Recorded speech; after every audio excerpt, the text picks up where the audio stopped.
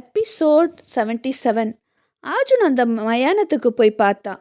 ஆனால் அந்த மயானம் ரொம்பவே பெருசாக இருந்தது. ஒருத்தவங்களால் மட்டுமே அந்த மயானம் முழுக்க தேட முடியாது, அதுவும் ஒரே நாளில் தேட முடியாது. அதனால் அர்ஜுன் அவன் ஃப்ரெண்ட்ஸ் ஆதவன் கூடவே யுவராஜ் கிட்ட ஹெல்ப் கேட்டான். அவங்களும் ஹெல்ப் பண்ணாங்க.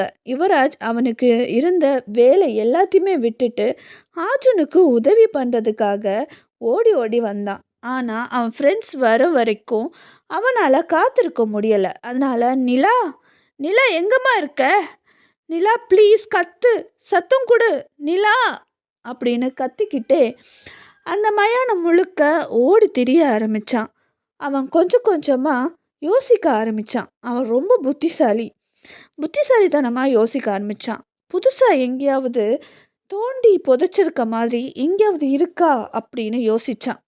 அவன் அதை தேட ஆரம்பித்தான். மறுபுறம் ஆஃபீஸ் முடிச்சுட்டு கௌரி வீட்டுக்கு போனான். அப்போது அவங்க வீடு ஃபுல்லாக டெக்கரேஷன் பண்ணிக்கிட்டு இருந்தாங்க. இதை பார்த்து பயங்கரமாக ஷாக் ஆனவ, என்னம்மா நடக்குதுங்க அப்படின்னு காவேரி கிட்ட கேட்டா. அதுக்கு காவேரி, நான் அப்போவே சொன்னேன், எல்லாம் உங்கள் அப்பனோட வேலை தான், அவரை நம்பாதேன்னு நான் சொன்னேன், நீ கேட்டியா? பாரு உன்னை எப்படி ஏமாத்திட்டாரு பாரு, உன்னை ருத்ராவுக்கு கல்யாணம் பண்ணி வைக்கிறதுக்காக தான் இவ்வளோ டெக்கரேஷன் வேலையும் இங்கே நடந்துட்டுருக்கு அப்படின்னு சொன்னாங்க. உடனே கௌரி செம கோபமாக இங்கே இருக்க டெக்கரேஷன் எல்லாத்தையுமே கலாய்க்க ஆரம்பிச்சிட்டா. எல்லாத்தையுமே கலைச்சா.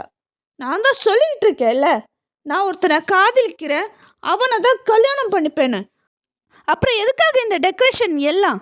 அப்படின்னா அந்த ருத்ராவை தான் நான் கல்யாணம் பண்ணி காட்டுமா?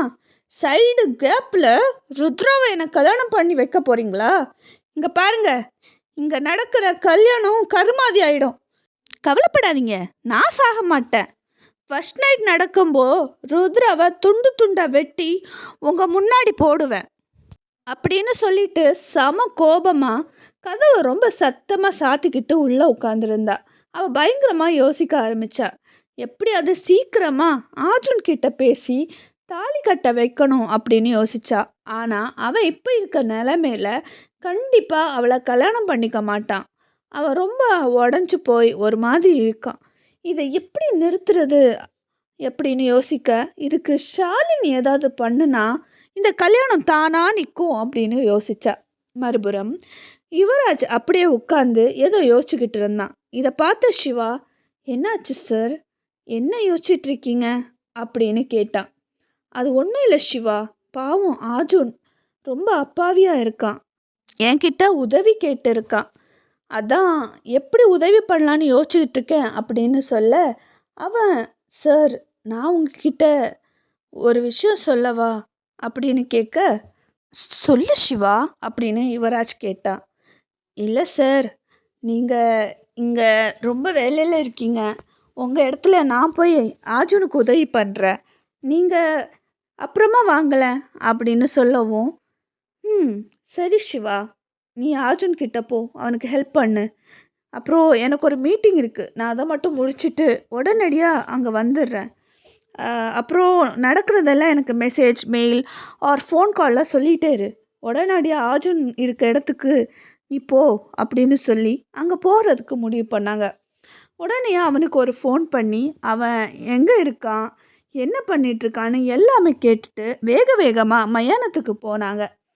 மறுபுறம் காவேரி கார்த்திகேயனை தனியாக கூப்பிட்டு, என்னங்க எனக்கு ஒரு விஷயம் சொல்லுங்க, நமக்கு கல்யாணம் ஆகி 25 வருஷம் ஆச்சு, நமக்கு ஒரு பெண் குழந்தை இருக்கா, நம்ம கல்யாணமான டைமில் 2 பேரும் ஒருத்தருக்கு ஒருத்தர் எப்படி வாழ்ந்தோம், பொண்ணு பிறந்ததுக்கு அப்புறமா பொண்ணுக்காக தான் வாழ்ந்தோம், ஆனால் அப்படிப்பட்ட பொண்ணை இன்னைக்கு இவ்வளோ துன்பப்படுத்துகிறீங்களே, நீங்கள் அந்த ஷாலினி சொல்கிறத ஏன் தான் கேட்குறீங்க, அவள் எதை வச்சு உங்களை மிரட்டிகிட்ருக்கா, உங்களுக்கு என்ன தான் பிரச்சனை, தயவு செஞ்சு என்கிட்ட சொல்லுங்க, நம்ம பொண்ணோட நிலைமையை புரிஞ்சுக்கோங்க, அவளுக்கு தயவு செஞ்சு என்ன பண்ண போகிறீங்கன்னு என்கிட்ட சொல்லுங்க, அவங்க எதுக்காக உங்களை மிரட்டிகிட்ருக்காங்க, நீங்கள் என்ன பண்ணீங்க, ஏதோ நடந்திருக்கு, நம்ம பிள்ளைக்கு இஷ்டமில்லாத இந்த கல்யாணத்தை நீங்கள் பண்ணி வைக்கணும்னு நினைக்கிறீங்க, அவள் வாழ்க்கை நரகமாயிடும், தயவு செஞ்சு உங்கள் அக்கா பேச்சு கேட்காம என் பொண்ணுக்கு ஒரு நல்ல வாழ்க்கையை கொடுங்க, உங்கள் கூட நான் இத்தனை வருஷம் குடும்பம் நடத்தியிருக்கேன்.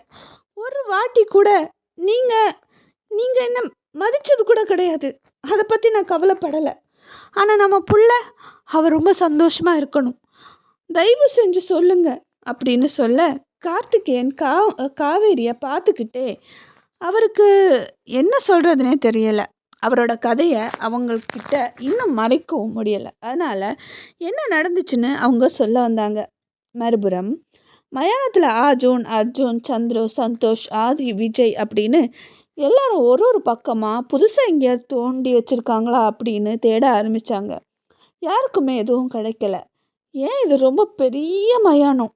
அந்த பெரிய மயானத்தில் தேடுறது அவ்வளோ சுலபம் கிடையாது. அப்போது அர்ஜுன் அவன் வீட்டில் வளர்க்குற ஜெர்மன் ஷெப்பர்ட் டாகை கூட்டிகிட்டு வந்திருந்தான். அவள் நிலாவோட ட்ரெஸ்ஸை அதுக்கு மோப்பம் பிடிக்க கொடுத்துட்டு ஜிம்மி சர்ச் அப்படின்னு சொல்ல உடனே அந்த நாய்க்குட்டி எல்லா இடத்துலையுமே மோப்பம் பிடிக்க ஆரம்பிச்சது. ஆர்ஜுன் கடவுளை வேண்டிக்கிட்டே இருந்தான். இந்த வாட்டி எப்படியாவது என் தங்கச்சியை கண்டுபிடிச்சிடணும் அப்படிங்கிற ஒரு மைண்ட் செட்டில் இருந்தான். அந்த நேரம் ஆதவ் ஓடி வந்து பின்னாடியிலேருந்து ஆர்ஜுனை கட்டி பிடிச்சிக்கிட்டான். அவன் திடீர்னு திரும்பி பார்த்தான்.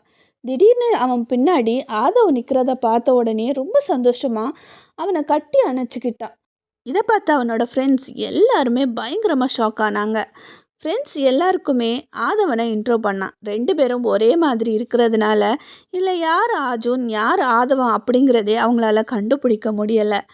அதனால் அர்ஜுன் ஒரு கோயில் சாமி கயிறை ஆதவ் கையில் கட்டி விட்டான். இந்த நூல் இருக்கிறது ஆதவ், நூல் இல்லாதவன் அர்ஜுன், எப்படி அப்படின்னு சொல்லவும் இது சரியாக இருக்குது அப்படின்னு சொல்லிட்டு அவங்க ஒருத்தருக்கு ஒருத்தர் பேசிக்கிட்டு இருந்தாங்க. அப்போது அர்ஜுனோட ஜிம்மி ஒரு இடத்துல நின்று பயங்கரமாக குலைக்க ஆரம்பிச்சுது. உடனே அது குலைக்கிற இடத்த நோக்கி எல்லாரும் ஓடி போனாங்க. மறுபுறம் காவேரி, நான் ரொம்ப பெரிய தப்பு பண்ணிட்டேன். அது தெரிஞ்சுக்கிட்ட என்னோட அக்கா என்னை மிரட்டிக்கிட்டு இருக்காங்க. என்ன சொல்கிறதுன்னு எனக்கு தெரியலை அப்படின்னு சொல்ல இதை கேட்ட காவேரி, அப்படி என்ன பண்ணீங்க அப்படின்னு கேட்க, நான் ஒரு கொலை பண்ணிட்டேன் காவேரி அப்படின்னு சொன்னார்.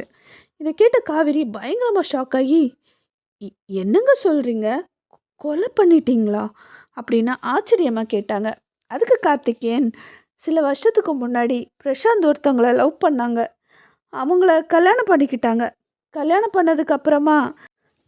பண்ணதுக்கு அப்புறமா தான் தெரிஞ்சுது அவங்களுக்கு ட்வின் சிஸ்டர் இருக்காங்க அப்படிங்கிறது. ஆனாலும் பரவாயில்லன்னு சொல்லி ரொம்ப சந்தோஷமாக தான் வாழ்ந்துக்கிட்டு இருந்தாங்க. அந்த நேரம் தான் அவங்க லைஃப்பை க்ராஸ் பண்ண இன்னொருத்தவங்க வந்தாங்க.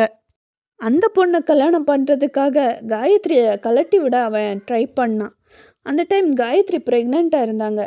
அவனோட முதல் குழந்தைய அழிக்கிறதுக்கு என்கிட்ட தான் உதவி கேட்டான்.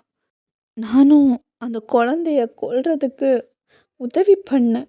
நான் இந்த உலகத்திலே செஞ்ச அந்த பெரிய தப்பே அந்த கருவை நான் அழிச்சது தான். மறுபடியும் 2வது வாட்டி அவங்க ப்ரெக்னென்ட் ஆனாங்க. மறுபடியும் அந்த குழந்தைய அழிக்கிறதுக்கு நான் தான் உதவி பண்ணேன் அப்படின்னு ரொம்ப சோகமாக சொன்னார். உறவு மலரும்.